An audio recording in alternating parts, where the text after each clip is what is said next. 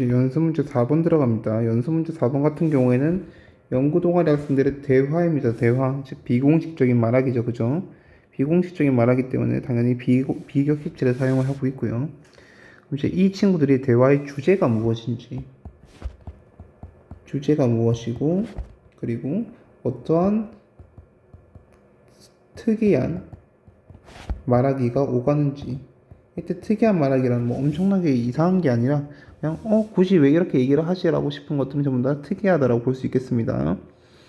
자, 그럼 우리 특이한 거 한번 체크해 보면요. 우리 학생 1바라부터 볼게요. 학생 1에서 어제 있었던 심리학 강연이라고 해서 공유하고 있는 경험을 제시하고 있습니다. 그죠? 자, 그리고 그 경험의 주제가 바로 기인 이론이었고요.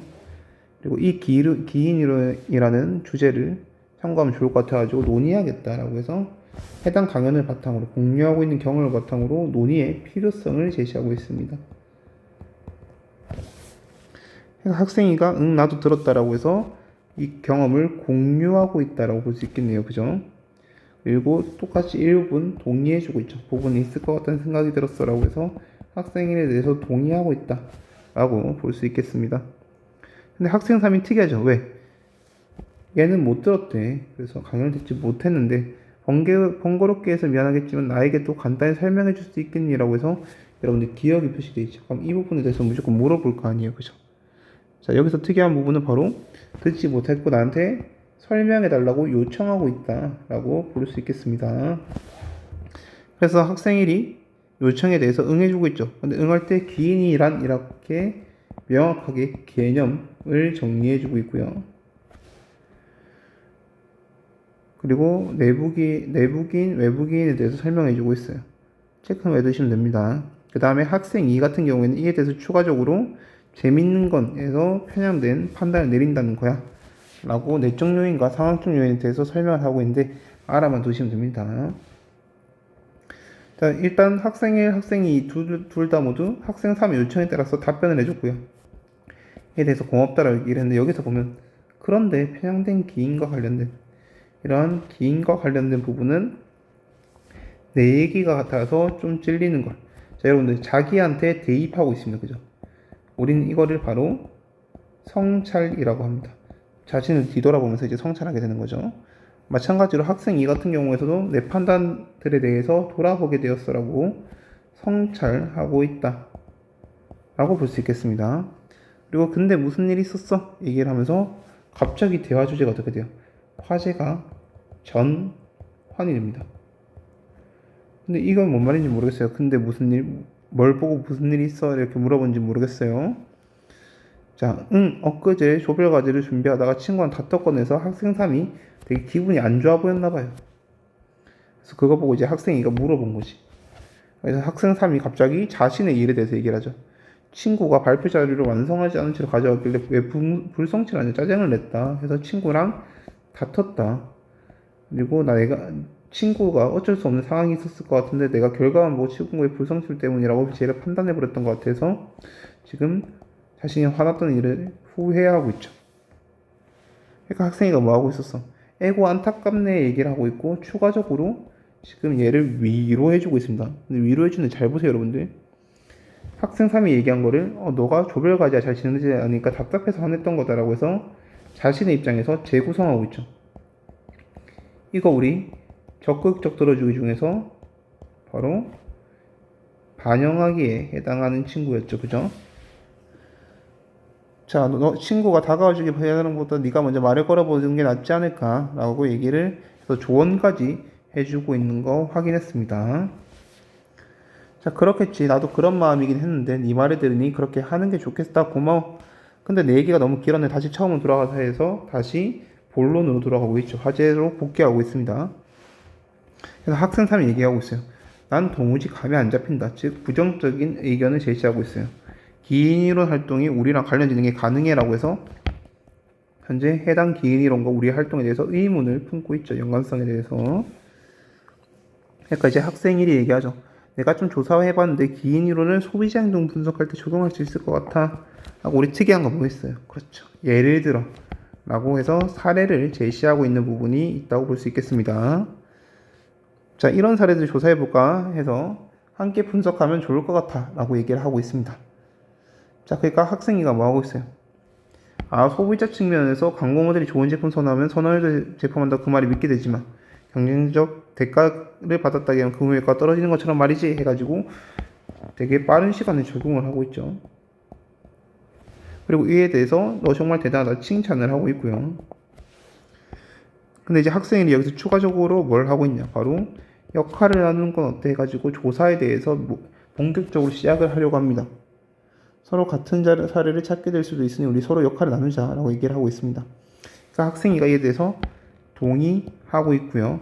자신이 어떠한 것을 할지 설정을 했습니다. 학생 1이 정해주지 않고 자기가 먼저 선택을 했어요. 그러니까 학생 3이 마찬가지로 자기도 선택을 하고 있죠. 자, 근데 그런데 나는 강연을 안 들었으니 기인 이론과 관련된 책들을 찾아본 뒤에 조사하면 좋을 것 같아. 우리가 언제까지 조사하면 마무리하면 될까? 라고 해서 미음에서는 학생 3이 강연을 안 들은 경험 때문에 자신은 조금 더 찾아본 뒤에 조사를 하겠다 라고 해서 양해를 구했고, 이에 대해서 추가적으로 얼마나 조사를 마무리하면 될까라고 해서 지금 물어보고 있죠. 뭐를? 제출 기한을.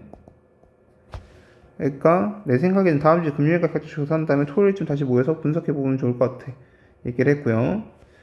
학생 3이 그래 충분할 것 같아 라고 해서 자신이 맡은 바를 다 할 수 있다라고 얘기를 했습니다. 자, 그럼 우리 이 부분에서 4-1번 학생 1에 대한 설명으로 적절하지 않은 것 한번 보도록 할게요. 자, 우리 어떤 게 문제냐라고 본다면 여기 1번부터 보면 강연에서 들은 내용을 환기했다. 즉 기인 이론에 대해서 다시 환기 떠올렸고요. 논의가 필요한 사람, 우리가 우리 동아리에서 얘기해보면 좋을 것 같아서 가져왔어 라고 얘기를 하고 있습니다. 두 번째, 학생 3이 아까 위에서 기인 이론에 대해서 물어보았고 그에 대해서 학생 1과 학생 2가 설명을 해주었었죠. 그래서 이번 또한 잘못된 게 아니다 라고 볼 수 있겠습니다.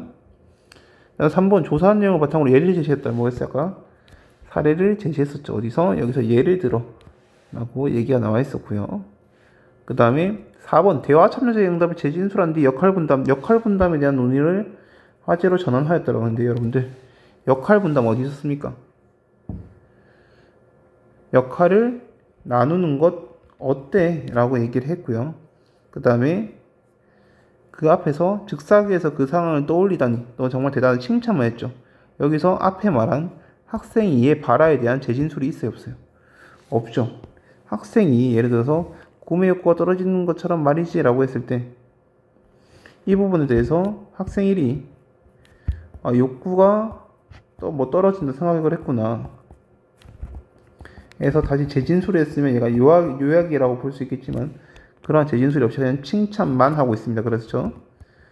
칭찬만 하고 있기 때문에 우리 학생 1에 대해서는 재진술에 대한 내용은 없었다라고 볼 수 있겠습니다. 답은 4번이라고 보겠네요. 자, 그 다음에 이제 기억과 미음의 말하기의 방식에 대해서 설명을 적절하지 않은 것은 이라고 나와 있는데, 여러분들 우리 답은 3번입니다. 3번이 아니죠. 답은 5번입니다. 여러분들 그 이유가 뭐냐면 바로 해결할 방법에 대해서 조언을 구하고 있다 라고 나와 있는데, 우리 미음 볼게요. 내가 강연을 안 들었으니까 찾아보면 좋을 것 같아 라고 해서 자신이 조금 찾아본 뒤 공부하겠다라는 자신의 계획에 대해서 얘기를 했고요. 추가적으로 언제까지 조사를 마무리하면 될까 라고 해서 기한을 물어보고 있죠. 여기서 조언, 내가 어떻게 하면 해결할 수 있을까, 이러한 발언은 없었죠. 그죠? 따라서 조언이라고 보기 어려움이 있기 때문에 답은 5번으로 볼 수 있겠습니다.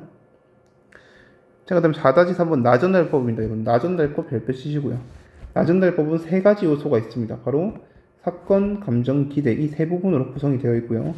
사건에서는 명확한 행동이나 상황에 대해서 제시를 해야 된다. 너가 빵을 훔쳐서, 이런 식으로. 그 다음에 이제 나는 슬퍼, 감정에 대해서 얘기를 할 때는 자기의 감정, 나로 이야기해야 된다라는 것입니다. 자, 그 다음에 기대 같은 경우에는 상대방에게 앞으로 어떻게 해줬으면 좋겠는지 구체적으로 이야기하는 거죠. 너가 이렇게 안 해주길 바래, 이런 식으로.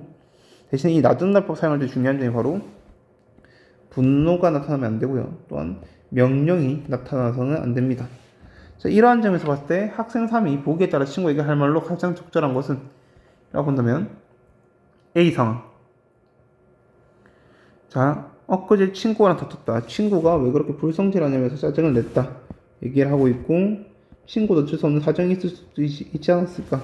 라고 해서 친구가 발표 과제를 제대로 제출하지 않은 거에 대해서 화를 낸 상황이겠죠. 그죠?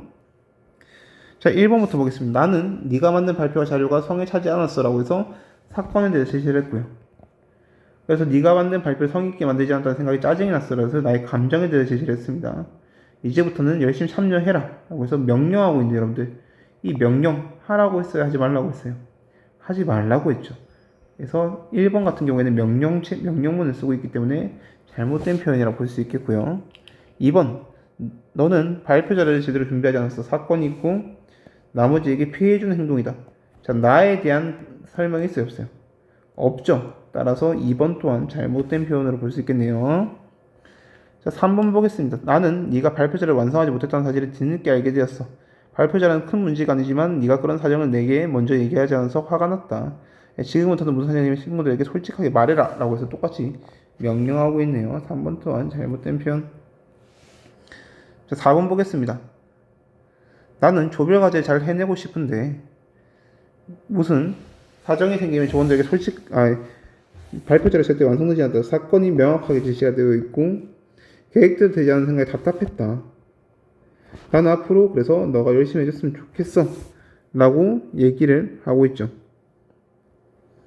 자, 여기서 본다면 여러분들 우리 사건이 명확하게 나타나 있고 그래서 답답했다는 감정 또한 나타나 있고요. 그러니 앞으로 잘해줬으면 좋겠다라고 기대까지 드러나 있고 뭐뭐 했으면 좋겠다. 우회적인 표현을 하고 있어서 명령 또한 없죠. 따라서 답은 4번으로 볼 수 있겠네요. 자, 그 다음 문제 넘어가도록 하겠습니다.